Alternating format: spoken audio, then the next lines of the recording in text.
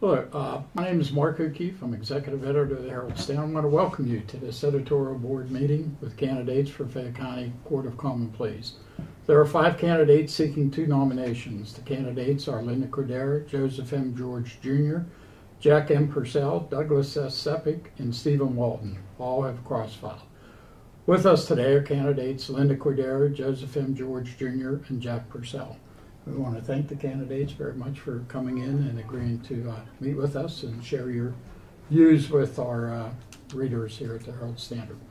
Members of the editorial board present today, in addition to myself, are Bob Penarski, publisher, Bill Long, community member, Jennifer Har, associate editor, and Terry Sneed, managing editor for content.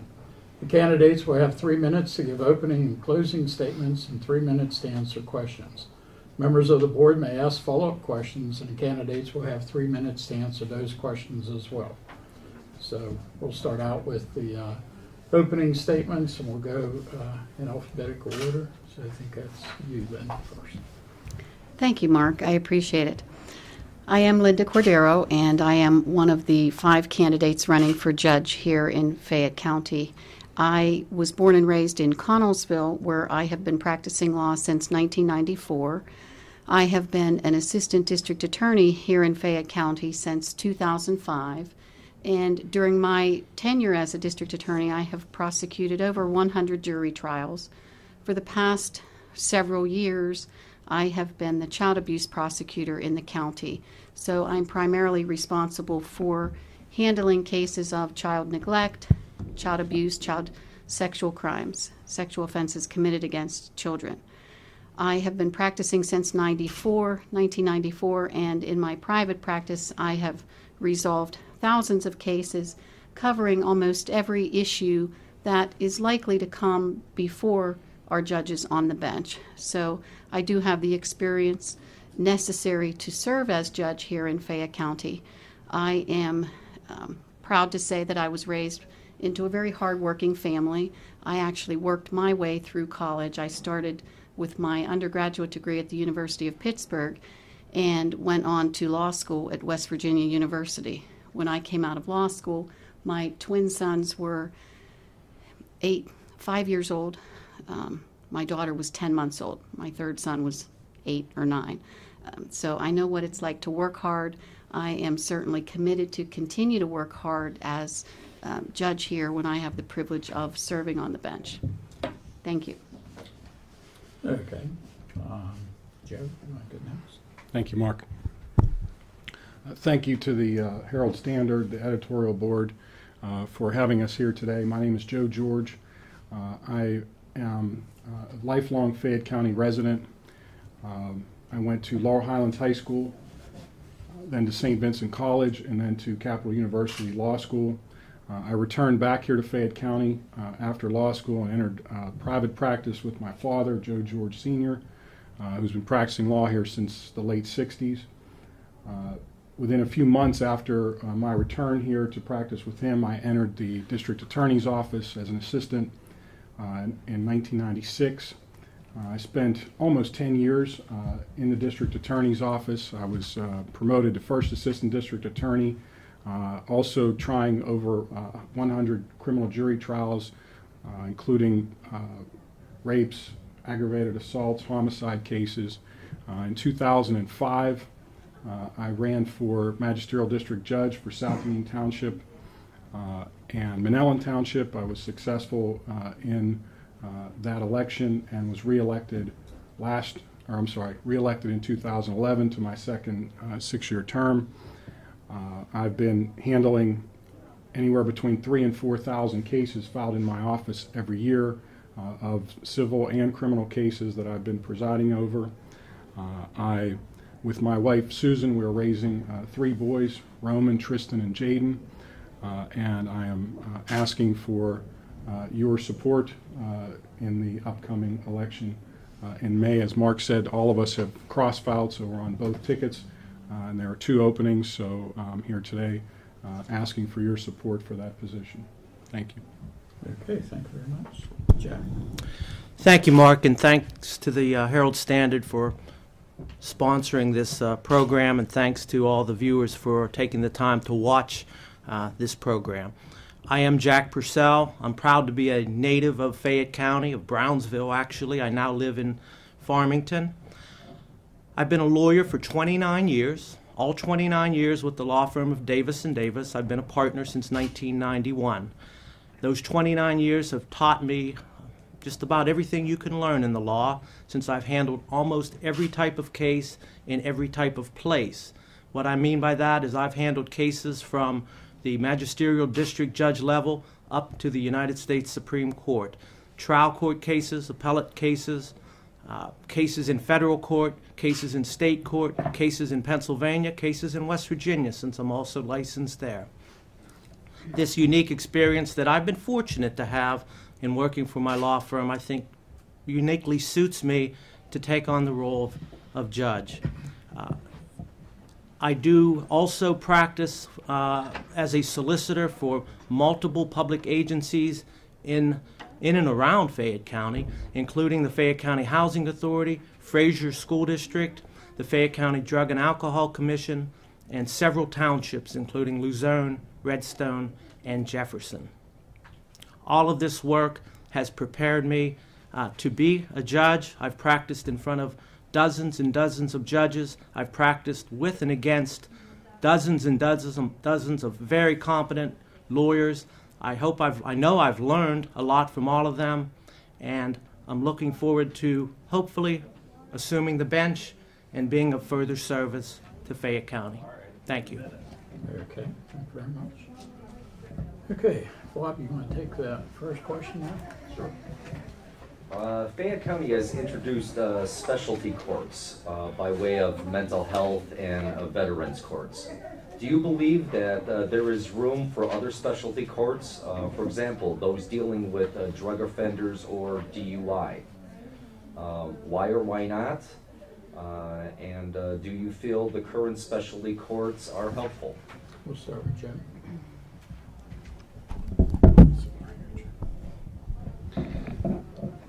I think it's an excellent question, and I do think that there is room for more specialty courts here in Fayette County. The mental health court has just recently started a few years ago, and the veterans court is something that is just getting up and running. I personally would like to see some type of a drug alternative disposition court system. I know as a former prosecutor and also in the district court level, we see so many repeat offenders who keep coming in over and over again and are telling me when I ask them, why are you stealing beef jerky and a bottle of soda from Sheetz, and they tell me they're doing it to feed their drug habit. And I think that it's something that would not certainly apply to every drug offender. If someone is selling drugs, large quantities of drugs, they would not, in my opinion, be someone who would be eligible for a specialty court like a drug treatment court. But I do think there is a place for it, and I certainly would be supportive of that in addition to supporting the programs that we currently have. Okay, thank you very much. Jack, next. I like to refer to the problem-solving, not as specialty courts, but as problem-solving courts, because they are, in fact, courts that are specially designed to deal with specific problems. And I'm fully in support of them, because really, whether we want them or not, they're coming. It's a national trend. It's not something that is really a choice. And the reason I say that is the cost of incarcerating offenders has grown so much that it is bipartisan and almost universal in our country that this is the way we have to go. And there's a reason for that, and the reason is problem-solving courts work. The evidence is mounted. You can't even fight it. You can't even try to contest it. Problem-solving courts work. They work at reducing recidivism. They work at cutting the cost of dealing with offenders. The rate of recidivism for folks that go through either drug court or veterans court is so much lower than people that go through the traditional process. And the reason is you have that intensive monitoring by a judicial officer. and the support that is brought to bear, the resources. And there's something about having these offenders, when they know they're accountable to a judge, not just a probation officer, not just a treatment supervisor, and those folks do great work, but they don't have the ultimate authority that the judge has, because the judge can say to this offender, if you don't follow what you need to do, you're going to go to jail. There's also, in some way, these offenders, when they're in a program with like offenders, there's certain camaraderie that builds up. They do these programs in a way that they actually graduate from them. And there is this group mentality, the veterans especially, the camaraderie between veterans, bringing the volunteer veterans in to help the veteran that's in the system, that is invaluable to keeping those veterans moving forward, providing those resources. Many times a veteran that's involved in the criminal justice system doesn't even know the benefits that are available to them under the VA, under the various legislation that's there. The court is then able to do that. So, and provide that assistance, get the person where they need to go. Mental health treatment, substance abuse treatment. I see a lot of this in my practice, working with the Drug and Alcohol Commission, working with the Housing Authority, with housing. When you bring this all into one place with a dedicated system, with a judge that knows how to handle this and has the ability to deal with it, and there are different skills than the traditional judicial skills, great things happen, less people have problems in the future, and it's less cost to the community at large. It is the way to go.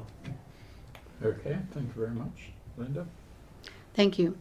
I do support our present mental health court, and I have had the opportunity to participate and take cases before the court, and I have seen that the system does work for people.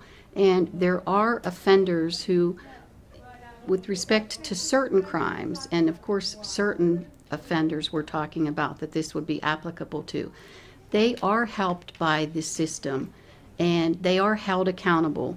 And the crimes committed by these people, they do remain hanging over their heads, so that if they don't successfully complete a program, they are certainly held accountable, and they could possibly end up incarcerated if they don't go through the program and follow through the requirements that are imposed on them by the system. I certainly would support the same type of system for Veterans Court.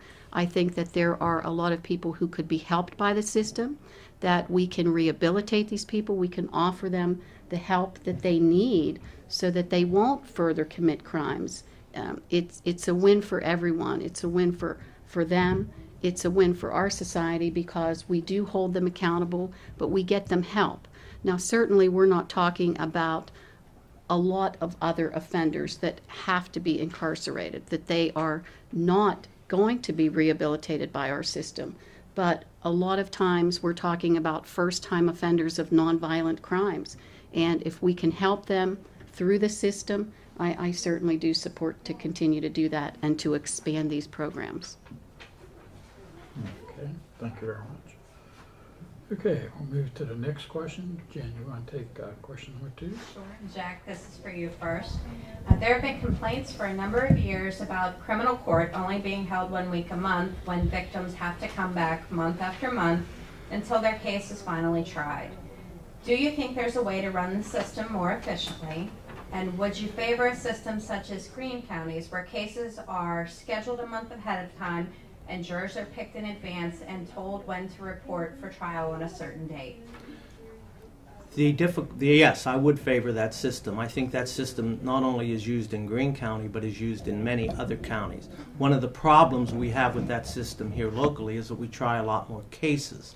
And until the caseload is brought down, you are probably going to continue to have some sort of backup problem. Could you do that? Probably so, but it's going to take cooperation from the district attorney's office, the public defender's office, the court system, to find a way that you can pick the juries and identify the cases that are going to go to trial. See, the problem is oftentimes the cases aren't properly identified, or you have a defendant that changes their mind at the end, and then you don't have trials for the jurors that you have. I think it is an antiquated system the way we do it in terms of having a court week without having trials scheduled. We don't really do that for civil cases anymore. We abandoned that many years ago. So yes, jurors complain all the time. I hear it. I'm sure we all hear it, that they come in, they don't have, there's nothing for them to do, or they feel like their service is not being really valued. So I would certainly be willing to look into a different system that would take the jurors into consideration, take the victims and the witnesses also, because they're having to disrupt their lives to come in. We're all there. The court system and the lawyers, we're there. It's the other folks that are having to take time out of their lives, and sometimes, as you pointed out in your question, multiple times. So I think there's always room for better efficiency in that system, and I think we should strive to get to that point where trials happen at a particular time and they're scheduled, and we don't have to have this, in a sense, system where you don't know for sure if a case is going to be called or not, and often will go to the next month and the next month. That is something that I think should be changed. Yes. Okay. Thank you very much. Linda? Well, as a prosecutor, I do see firsthand how our system works, and believe it or not, it does work in our county, considering the number of jury trials that we have here. In any given month, we may have as many as 10 to maybe 15 jury trials per month. So it would be very difficult to have dates certain scheduled for each trial. And even if we did that, that really, in and of itself, wouldn't eliminate some of the problems that we as prosecutors face during trial week. That includes defendants not showing up, witnesses or victims having emergencies come up in their families and for whatever reason not be able to show up. Defendants decide at the very last minute that they wish to enter a general plea a general guilty plea, which we can't stop them from doing. So my opinion is that having a date certain really doesn't alleviate those problems that people justifiably complain about. It is frustrating, I'm sure, as jurors, and I always thank jurors for the service that they provide and let them know without them our system of justice really simply can't work. It is a sacrifice. It's one that they make very infrequently. So I do think it works despite the long hours of waiting in the courthouse sometimes. It is a system that works for us in this county, considering the number of cases that we have. Okay, thank you very much. Joe? Thank you.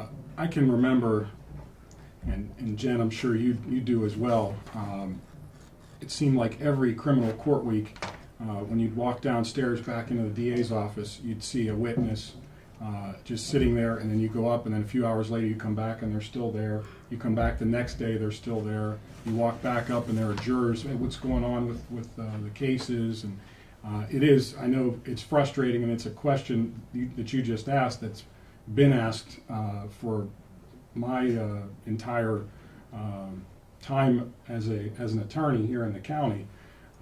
And I think that we are in a unique situation. I don't think you can compare us to Greene County or any other county because of the volume that we have here.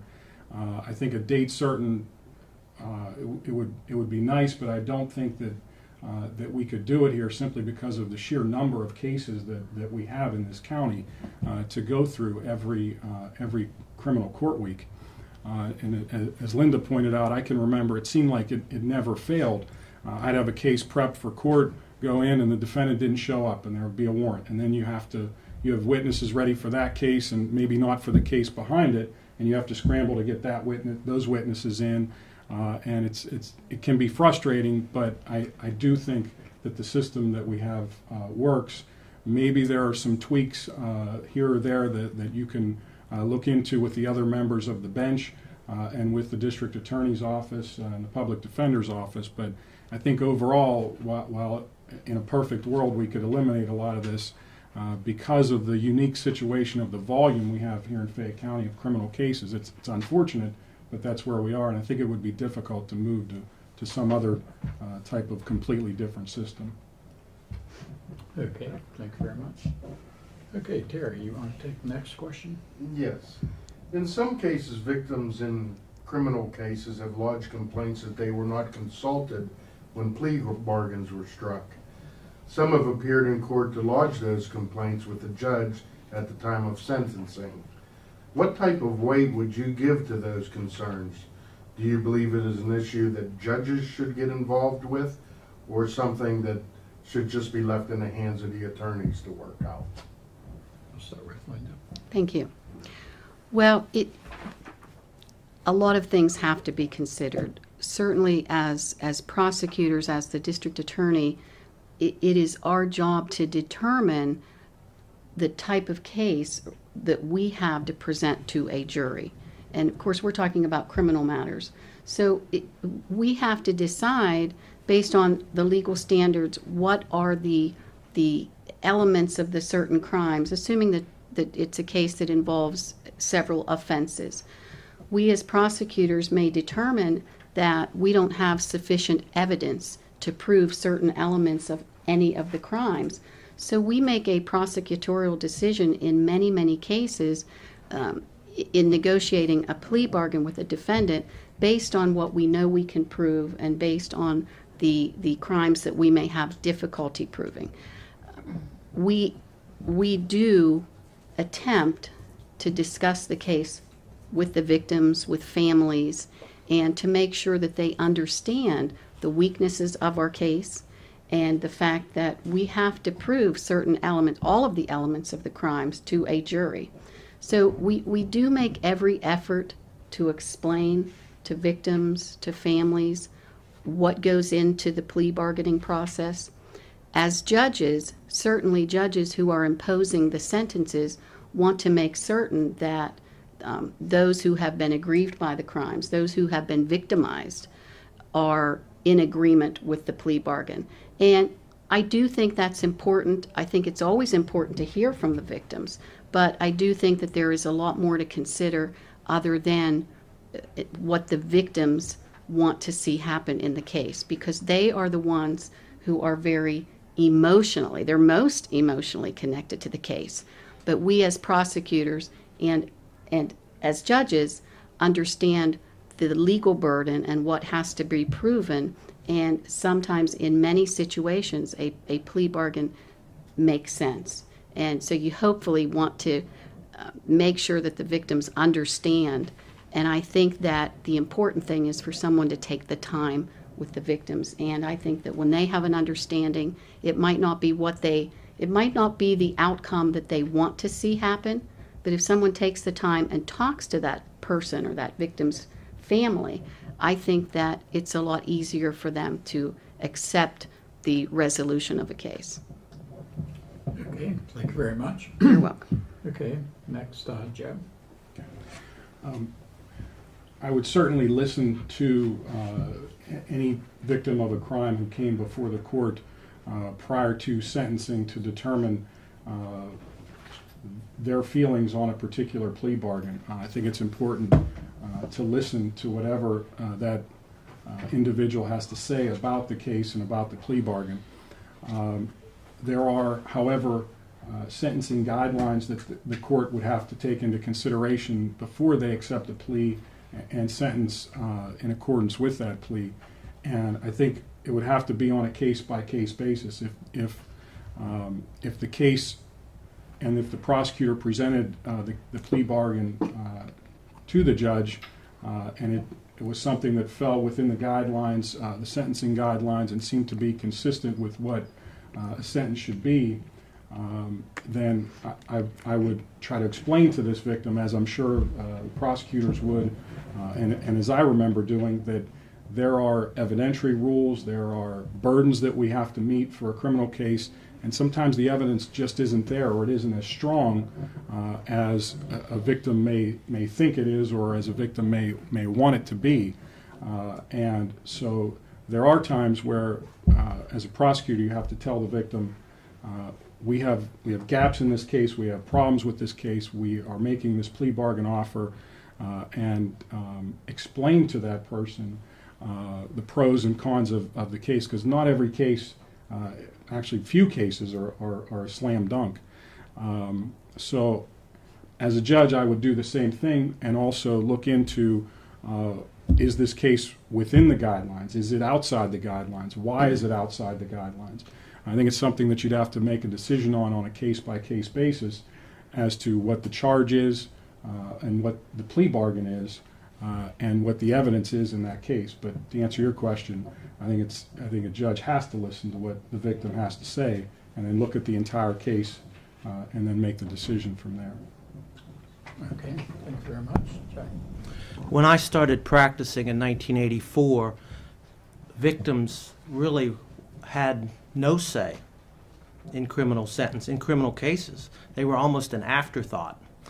That has changed. That has changed through changes in court procedure. That has changed through statutory law changes.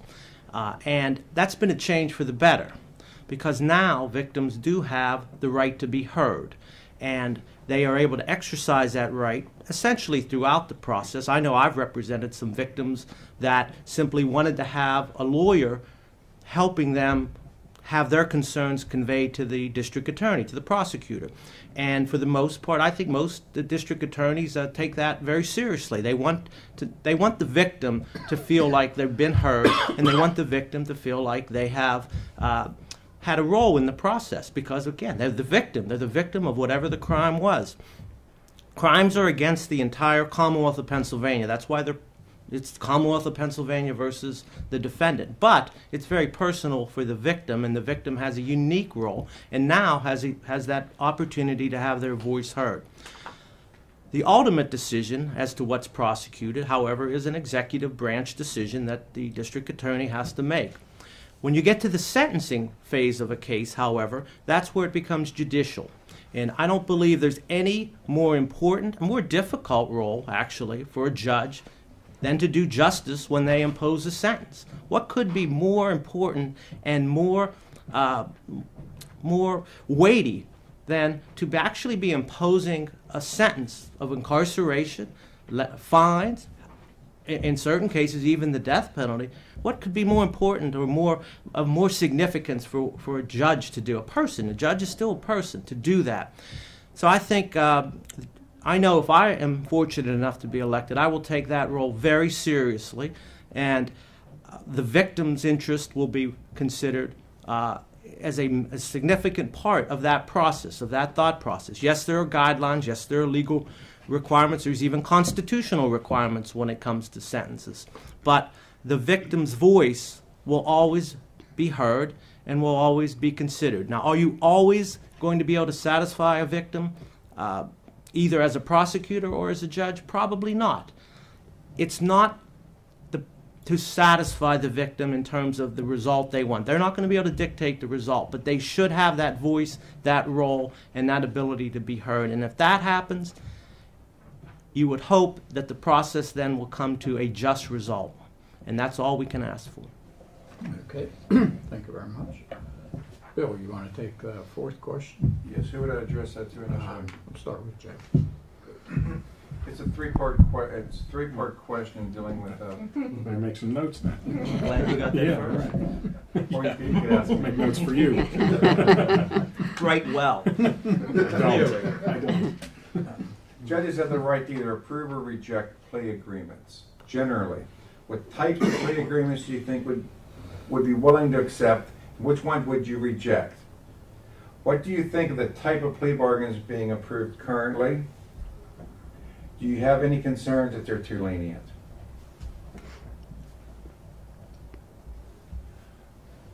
I'm sorry, could you? Could you start over? Accept or reject? That's why I prefaced it, yes. Thank you, Joe. I'll help you guys. Generally, what types of plea agreements would you be willing to accept? Which ones would you reject? What do you think of the type of plea bargains being approved currently? And lastly, do you have any concerns that they're too lenient?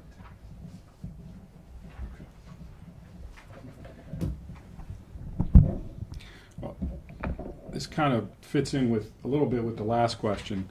I have been in front of our judges and presented plea bargain agreements, most of which have been accepted, but there are plea bargain agreements that a judge has that I've presented that judges have rejected. My opinion is that a plea bargain, if it's presented by the district attorney's office, I would have faith in that office that they have reviewed the case and that it is an acceptable plea bargain. So I would start from that point. However, I would look at the sentencing guidelines and determine if the plea bargain is within what's called the standard range. If it is not within the standard range, and essentially the plea bargain or the sentencing guidelines take into account a defendant's prior criminal record along with the offense gravity of the charge, how serious the charge is, and also the defendant's prior record, or how serious that is, or if there is one at all. When you look at both of those, you come up with a standard range. My opinion would be if a plea bargain is presented to me within the standard range of the guidelines, that's one that I would normally accept. If it's within the lower end, which is called the mitigated range, I would want to know why. And if there's a valid reason for that, I would likely accept that as well. I'd also take into account, just as the guidelines do, whether or not this defendant has had prior offenses, whether or not they're similar to this offense, how many prior offenses they have, and how serious this offense is, along with if there is any victim statements to the court and what those statements are.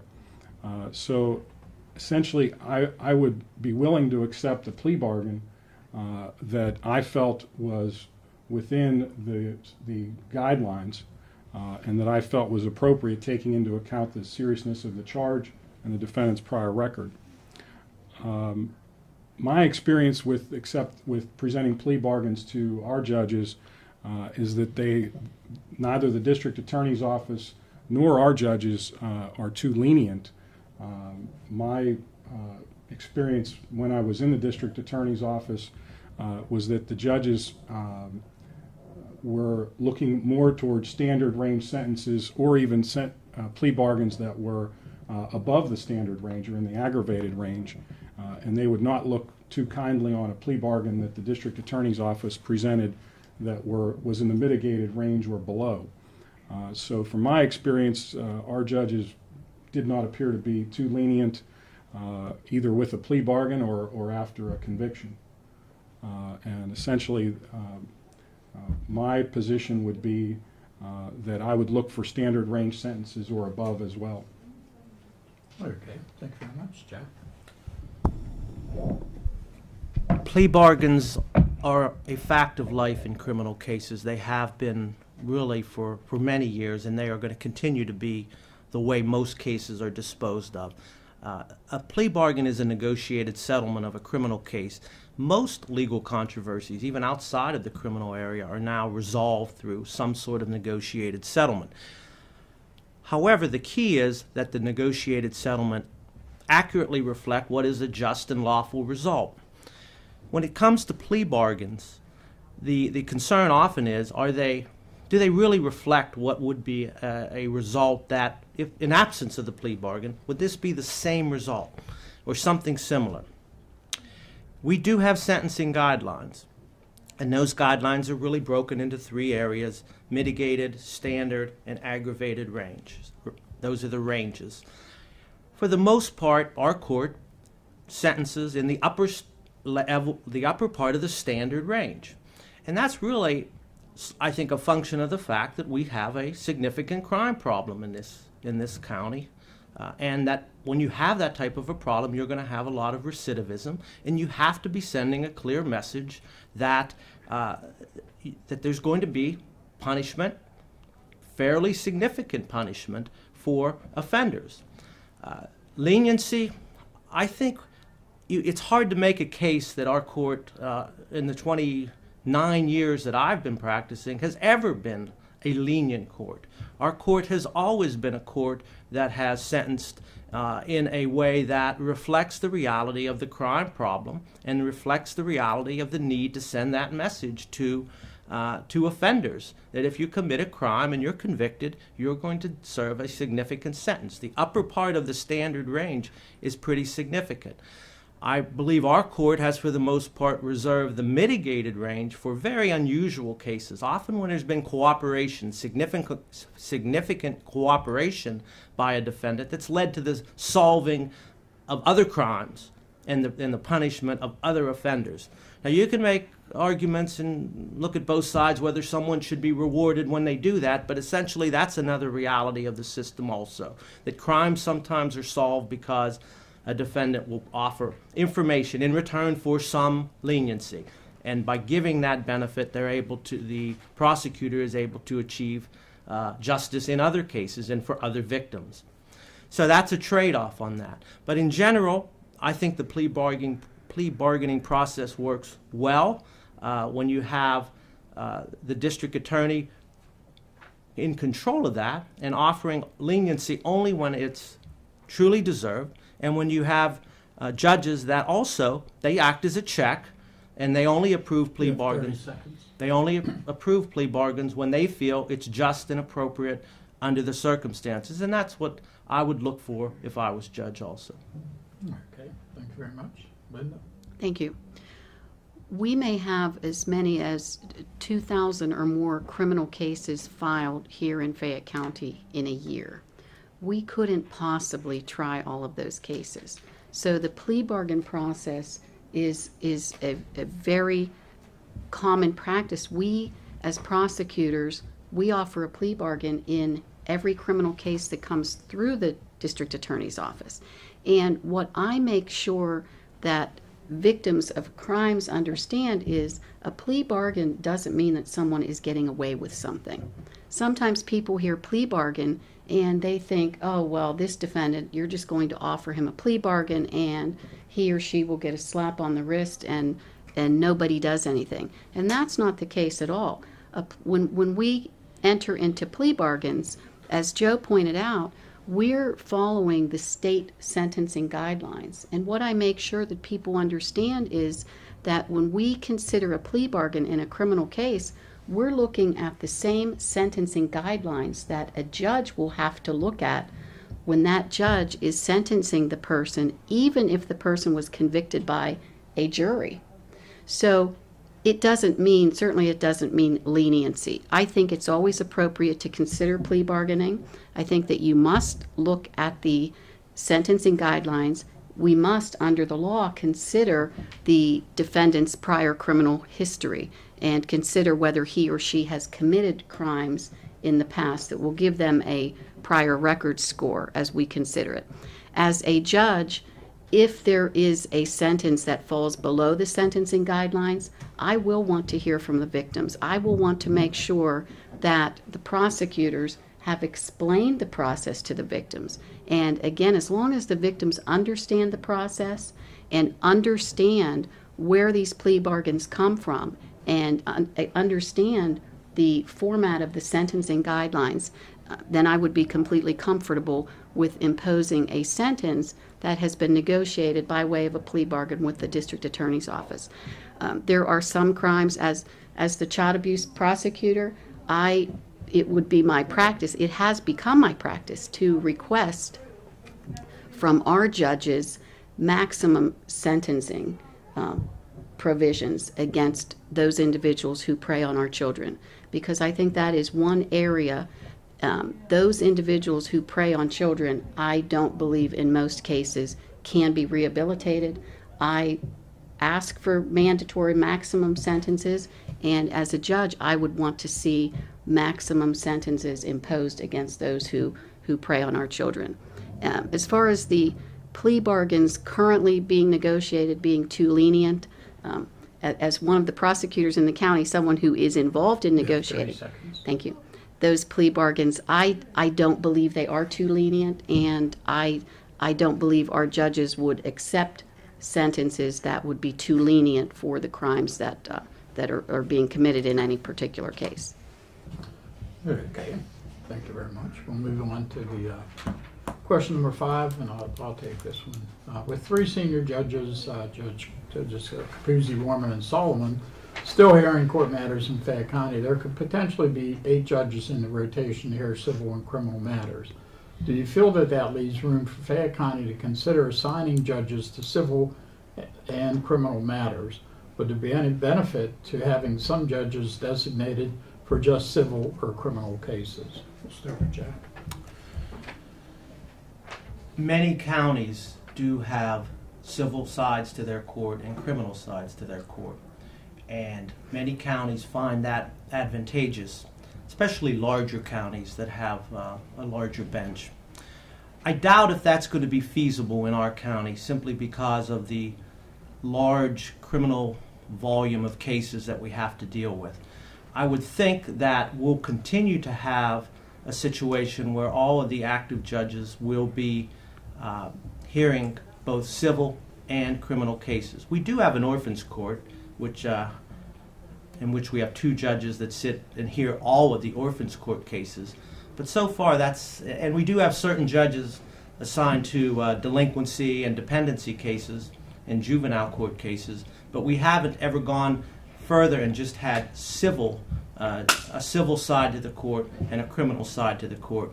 And I think that's unlikely to occur unless our court is expanded. And just because we have the senior judges, I don't think that's going to make a change, because of course the senior judges are used essentially to fill in. Once the court is back to a full complement of 5 regular duty judges, their workload is likely to then decrease, because they are again only used to fill in when there is a need, and that need will probably be less once the court is up to its full complement. Would it be nice to have judges that can be specialized in civil matters? I probably would be. But whether that can happen anytime in the near future is probably not likely. Okay. Thank you. Thank you very much. Linda? Well, if I'm elected to the bench, fortunately, I won't have to make a decision about which judges hear which types of matters. I don't know that there would be a change that it would be appropriate in this county because, and again, I'll refer to our criminal caseload. When we have criminal court here the first full week of every month in the county, we really need to have 5 courtrooms going with criminal cases. So I can't imagine a big change on the bench that would reduce the number of judges who are hearing criminal cases. I just don't think that would work with the number of cases that we have. And presently, it does work out well. There is somewhat of an assignment, as Jack pointed out. We do have, I believe, presently 2 of our judges hear orphans court matters, and it may be just 1 or 2 of them on the bench now who are hearing the juvenile matters. So there is some designation. Beyond that, I don't think that our county, I don't think that a big change would make a lot of sense, because I do think that the system works as we do it with the judges, all of the judges handling all types of cases. Okay, thank you very much. Joe? I would tend to agree. I think it would be nice, but as a practical matter, we have 5 courtrooms that can handle a jury. We have a 6 smaller courtroom. I just think it'd be nice to have all 8 judges on deck every day to handle all different matters, and perhaps even splitting duties. But as a practical matter, I think it would be very difficult. And I could see when right now we only have 3 full-time regular judges, and then the 3 seniors. I could see when the next 2 judges are elected and we go back to 5, the senior judges perhaps going back to a more supplemental or complementary role as opposed to having them there full-time. Okay, thank you very much. Okay, we'll move on to the sixth, and this will be the final question of the this portion of the meeting. Bob, you want to take the sixth and final question? Prison overcrowding has been an issue for years, with county taxpayers being forced to pick up the tab for prisoners being housed in jails in other counties. Is there anything judges can do to alleviate that problem? Are you in favor of alternative sentencing, such as electronic monitoring and house arrest? And how effective do you think those sentences are? We'll start with Linda. Thank you. We have implemented those types of programs for many years now, and we do sentence many of our defendants to intermediate punishment provisions that would include house arrest. And I would certainly be willing to continue to do that. I would not have any problem in certain situations if the person is an appropriate candidate for something like house arrest, and if they have the appropriate measures in their home, if they have a home, if they have the requirements necessary to enable them to serve a sentence in the confines of their home, I have no problem with that. And also, we talked about some of the other diversionary programs that would assist in the overcrowding of our jail. That would include the Veterans Court, the Mental Health Court, any additional court or diversionary programs that we could implement to alleviate the overcrowding in our jail. And again, it has to be on a case-by-case basis, because you have to make certain that you're dealing with a person who is an appropriate candidate for the type of monitoring that you're talking about, and that the crime is an appropriate one. And again, oftentimes we're talking about persons who have been charged with perhaps the first-time offenders of nonviolent crimes. So I am in favor of those types of programs, and very cognizant of the overcrowding issue that has been discussed in our county. Okay, thank you very much. Joe? At the district court level, we sentence individuals who are convicted of driving without a license for either a DUI, or if it's for a non-DUI offense, if they have 6 or more offenses for driving without a license. So we have the ability to sentence individuals for up to 6 months on these summary offenses. And it seems like I'm getting more and more of these, and I'm imposing these sentences almost on a weekly basis. I have tried to sentence individuals who I felt it was appropriate to give them house arrest. We have the ability to give them house arrest on perhaps, let's say, their 6th or their 7th. But I have had some in the 20s and 30s who are obviously not getting the message, and who I don't believe intermediate punishment would be an appropriate sentence for them. So I am then sentencing them to jail on these just multiple offenses where they just continue to drive without a license. We also have times where we have to sentence individuals for contempt for non-payment of fines. People who have the ability to pay but just continue to refuse and not pay their court-ordered fines and costs. And it is a tough situation, because we're aware of the overcrowding at the prison, but there are these certain offenses that I do not believe would be appropriate for alternative punishment. And I don't think the judges should be handcuffed because of the overcrowded problem at the jail. If we as a judge feel a defendant should be sentenced to jail, we shouldn't have to worry about whether they have to be housed in Greene County or somewhere else. And it is unfortunate, but my position is if I feel they should be sentenced to jail, I'm going to do that. And the overcrowding is a problem, but not something that's such a problem that I'm going to say, this is the 30th time I've seen you for driving without a license, but we don't have anywhere to house you, so I'll give you house arrest again. I don't feel that's appropriate. So I recognize it's a problem, and I certainly try to do something alternative to jail whenever I feel it's appropriate. But if it isn't, then I have to fulfill my duty and impose the jail sentence. Okay, thank you very much. Jack. We have a jail overcrowding problem on the national, state, and local level. We got really tough on crime back in the 90s, but we didn't get smart on crime. And the key is to be tough and smart at the same time. And you can do that.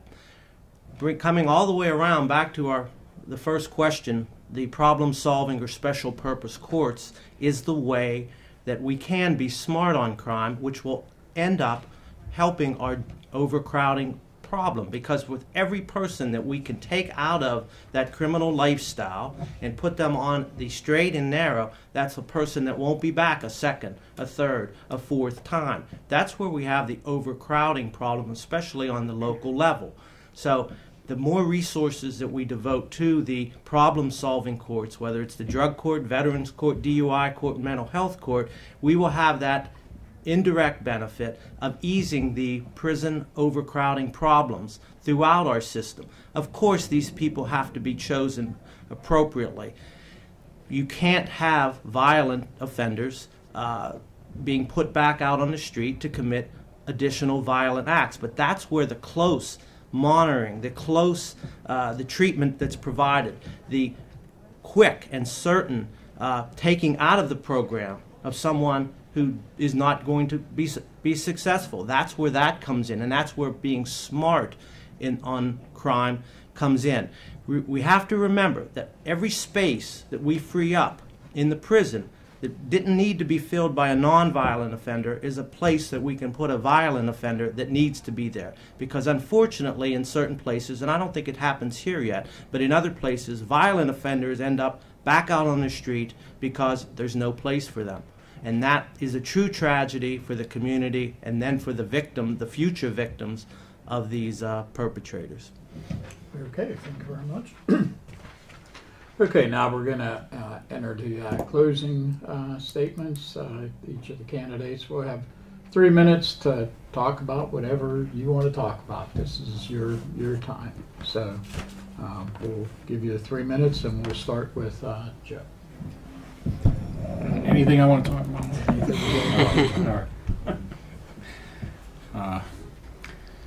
Thank you, Mark, and to the board for having us here today.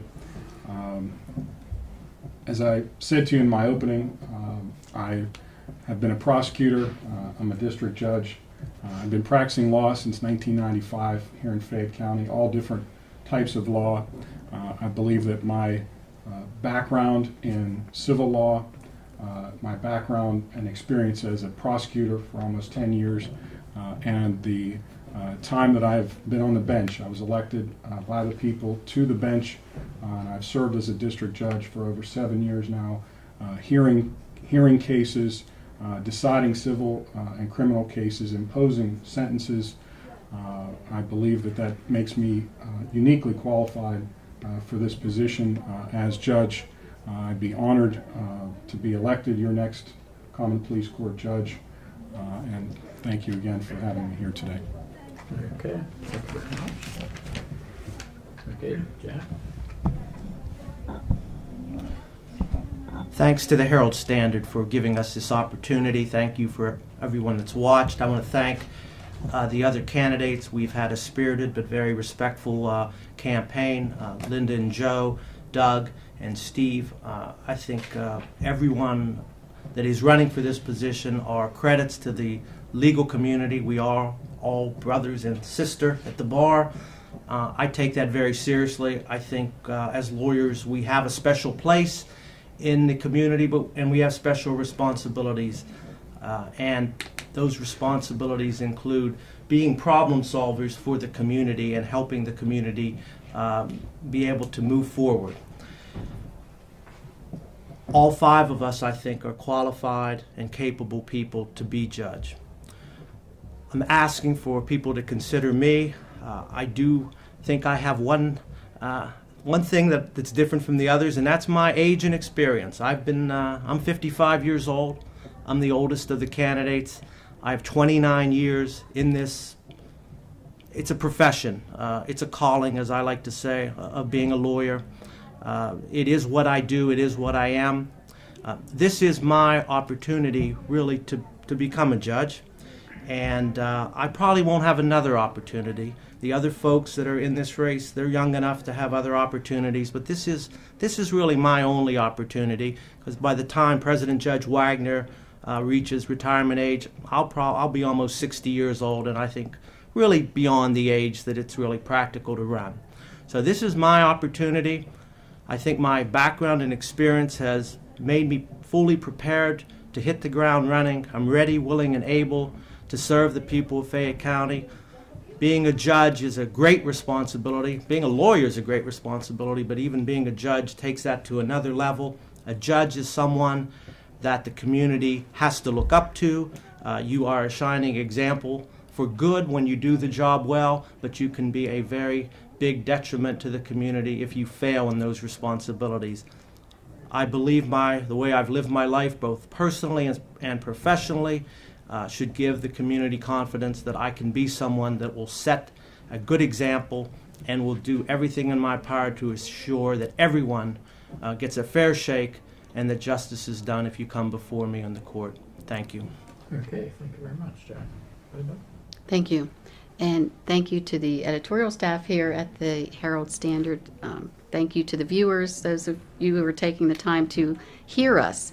And it is important to hear us and hear what we've done in the legal community, what our qualifications are, what our experiences have been.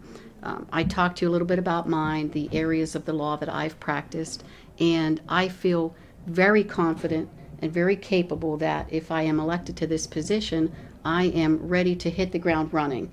I feel very comfortable that I've been involved in every area of the law that is likely to come before me if I'm honored to serve on the bench.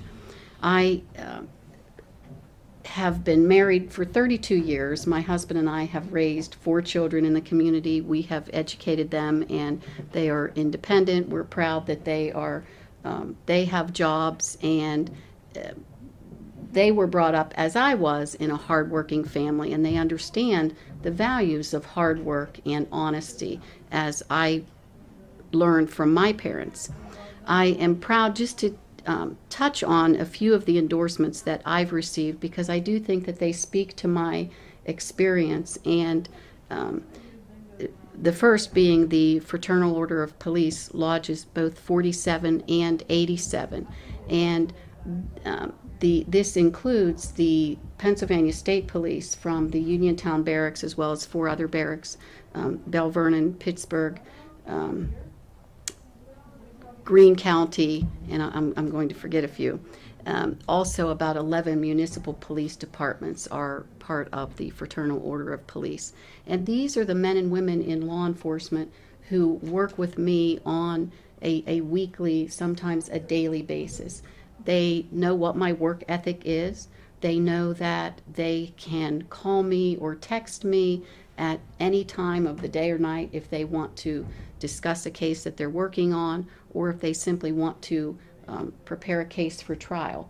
They know my sense of honesty. They know about my integrity. So I am very proud to have their endorsement, as well as the endorsement of the Fayette County Firemen's Association, and as well as the Allegheny Labor Council. The Allegheny Labor Council is comprised of about 30 different labor unions.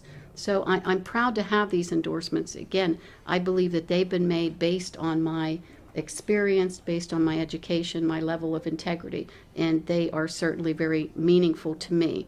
As a wife of 32 years, as a mother of 4 children, as an attorney, and as a prosecutor, and most recently the child abuse prosecutor, I do believe that I possess the qualities that you should want to see in your next judge in the county. And again, I thank all of you for your attention. Thank you. Okay, once again, we want to thank the candidates for coming in and agreeing to meet with the Herald-Standard editorial board, and want to thank you out there for watching. We'll see you later.